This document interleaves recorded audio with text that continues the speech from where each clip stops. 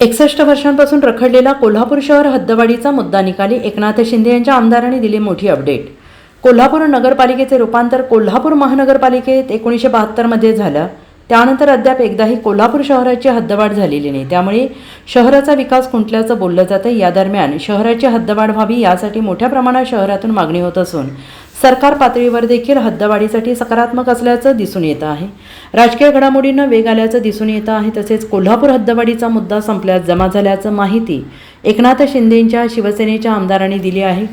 कोल्हापूर उत्तरचे शिवसेनेचे आमदार राजेश क्षीरसागर यांनी मंगळवारी शहर हद्दवाढीच्या प्रलंबित प्रश्नावर मोठं भाष्य केलंय आणि ते म्हणाले की कोल्हापूर शहराची तब्बल गेल्या 61 वर्षांपासून हद्दवाढ झालेली नाही, त्यासाठी मी आग्रही आहे आणि यापूर्वी देखील कॅबिनेटमध्ये हद्दवाढीबाबत निर्णय झाला होता, पण काहींनी विरोध केल्यानंतर तो निर्णय थांबला। सर्वच पक्षनेते आणि अधिकारी यांची बैठक झाली आहे। एका विशिष्ट निर्णयापर्यंत आम्ही पोहोचलो आहोत।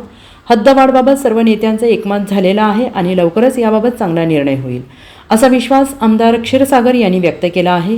उपमुख्यमंत्री एकनाथ शिंदे यांच्या कार्यपद्धतीवर अनेकांचा विश्वास असल्याने शिवसेनेत इन्कमिंग वाढलेलं आहे। आगामी स्थानिक स्वराज्य संस्थांच्या निवडणुकीच्या पार्श्वभूमीवर शिवसेनेत बुकिंग सुरू आहे। लवकरच महापालिका निवडणुकींमध्ये शिवसेना सज्ज राहील, असंही आमदार क्षीरसागर यांनी म्हटलेलं आहे। बघा, कोल्हापूर शहराची हद्दवाढ ही 61 वर्ष झालेली नाही आणि यामुळं हद्दवाढीच्या संदर्भात मी सातत्यानं आग्रही आहे।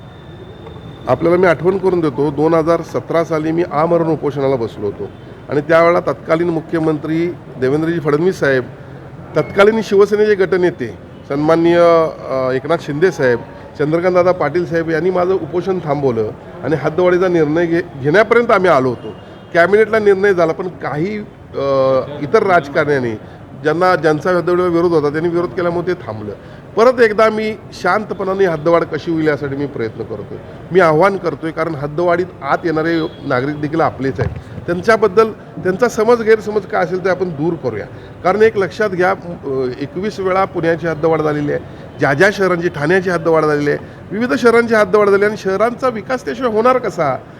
मला तर त्यांना कोण कशा पद्धतीनं फीड करायला लक्षात येत नाही, पण ग्रामीण भागातल्या नागरिकांनी उलट त्यांचा फायदा यात हे समजून घेतलं पाहिजे। अनेक सुविधा मिळतील, त्यांच्या जमिनीचे भाव वाढतील, त्यांना यामध्ये फार मोठ्या प्रमाणात फायदा होणार आहे आणि म्हणून अशा वेळेला शांतपणानं हद्दवाढ व्हावी हा माझा प्रयत्न आहे। मंत्रालयीन पातळीवर सन्माननीय उपमुख्यमंत्री, दोन्ही सचिव नगरविकास 1 आणि नगरविकास 2चे गोविंदराज, असीम कुमार गुप्ता, सन्माननीय उपमुख्यमंत्र्यांचे PS, सन्माननीय आयुक्त, टाउन प्लॅनिंग, सर्वांची आमची एक बैठक झाली आहे। आमदार नरके, पालकमंत्री आबिटकर, या सर्वांची आमची एकत्रित एक कॉमन बैठक झाली आहे आणि काही एका कन्क्लुजनला आम्ही पोहोचलेलो आहोत की जेणेकरून कोल्हापूर जिल्ह्याचा आपल्याला विकास करायचा असेल तर कोल्हापूर शहर पहिला विकसित होणं गरजेचं आहे।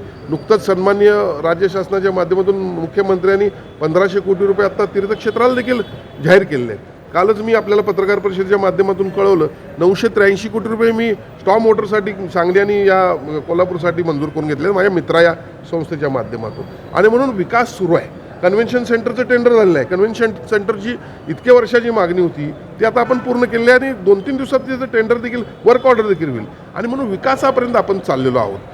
केशवराव भोसले नाट्यगृहाला 25 कोटी रुपये सन्माननीय मुख्यमंत्र्यांनी कसे येऊन दिले आपल्याला माहीत आहे। आता रंकाळा सुधारत चाललेला आहे, आपल्याला माहीत आहे। रंकाळ्याच्या मधला आता फाउंटन देखील सुरुवात होते आहे। म्हणून कोल्हापूर शहर आणि परिसराचा विकास करणे हाच आमचा एक ध्यास आहे आणि त्यामुळे हद्दवाढी अत्यंत महत्त्वाची बाब आहे। हद्दवाढीला ग्रामीण भागातील नागरिक विरोध करणार नाही त्याची मला खात्री आहे, कारण बघा ना, आज हायवेच्या आत आणि या नदीच्या आत जर आपण पाहिलं तर या ठिकाणी एकरूप झालेलं आहे शहरामध्ये सर्व। मग विरोध असायचं काय कारण आहे? फक्त त्यांचा गैरसमज काय तो दूर चांगल्या पद्धतीनं गुड फेथमध्ये करणं गरजेचं आहे। मी हद्दवाढ समर्थकांना, जे काही आंदोलन करतात त्यांना देखील आवाहन केलं, तुम्ही कशाला शड्डू मारलेले फोटो लावता?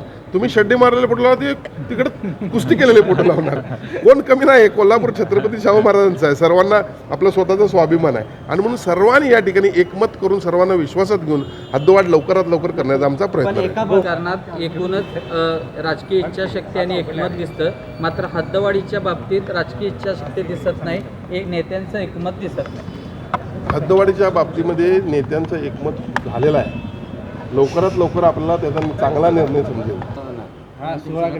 एकंदरीतच जर आपल्याला पाहिलं तर गेल्या काही वर्षामध्ये सन्माननीय मुख्यमंत्री, आत्ताचे उपमुख्यमंत्री एकनाथजी शिंदे साहेब यांची कार्यपद्धती, कार्यकर्त्यांना न्याय देण्याची भूमिका आणि एकंदरीतच निवडणुका ज्या पद्धतीनं लढल्या पाहिजे, साम दाम दंडभेद आपण जे म्हणतो त्या पद्धतीनं त्यांची कार्यपद्धती, यामुळं बऱ्याच कार्यकर्त्यांचा त्यांच्यावरचा विश्वास दृढ झालेला आहे. आणि त्यामुळं एकंदरीत पाहिलं तर कोल्हापूर शहराच्या महानगरपालिकेच्या निवडणुका असतील, जिल्हा परिषदेच्या असतील, पंचायत समितीच्या असतील, आजपासूनच बुकिंग सुरू आहे असं म्हटलं तर चुकीचं ठरणार नाही.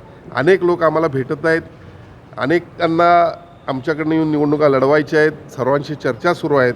लवकरच चांगल्या पद्धतीनं या कोल्हापूर महापालिकेमध्ये शिवसेना निवडणुका लढवण्यासाठी सज्ज राहील एवढी मी तुम्हाला या ठिकाणी ग्वाही देतो. Bureau report SBN Marathi, Kolhapur.